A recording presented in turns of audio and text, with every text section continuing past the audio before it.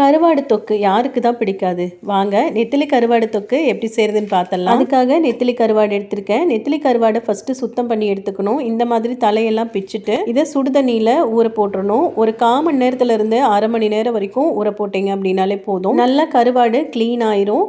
இந்த மாதிரி சூடு ஆறுனதுக்கப்புறமா நம்ம கையில் நல்லா அலசி எடுத்தாலே போதும். சூப்பராக க்ளீன் ஆகி ரெடி ஆயிரும்.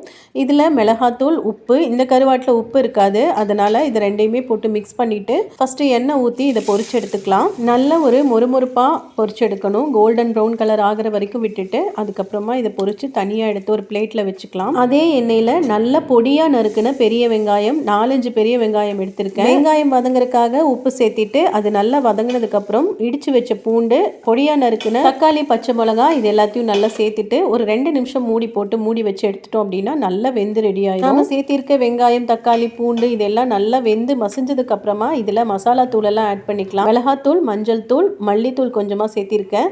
உப்பு தேவைன்னா சேர்த்திக்கங்க, ஆல்ரெடி உப்பு சேர்த்திருக்கோம். கடைசியாக பொரிச்சு வச்சிருக்கிற இந்த கருவாடையும் சேர்த்திட்டு 1/2 டம்ளர் தண்ணி சேர்த்திட்டு ஒரு 2 நிமிஷம் மூடி போட்டு மல்லி இலை தூவி எடுத்தீங்கன்னா சூப்பரான கருவாடு தொக்கு ரெடி ஆயிரும். தயிர் சாப்பாடு, ரச சாப்பாடு, சாம்பார் சாப்பாடுன்னு எல்லாத்துக்கும் அடிபொலி டேஸ்ட்டாக இருக்கும். உங்களுக்கும் இந்த மாதிரி கருவாடெல்லாம் வேணும் அப்படின்னா ஸ்க்ரீனில் தெரியற நம்பருக்கு வாட்ஸ்அப் பண்ணுங்க. dryfishshop.in அப்படிங்கிற வெப்சைட்லேயுமே ஆர்டர் அவைலபிளாக இருக்குது. ஃப்ளிப்கார்ட், மீஷோ, அமேசான்லேயும் அவைலபிளாக இருக்குது. செக் பண்ணி பாருங்கள்.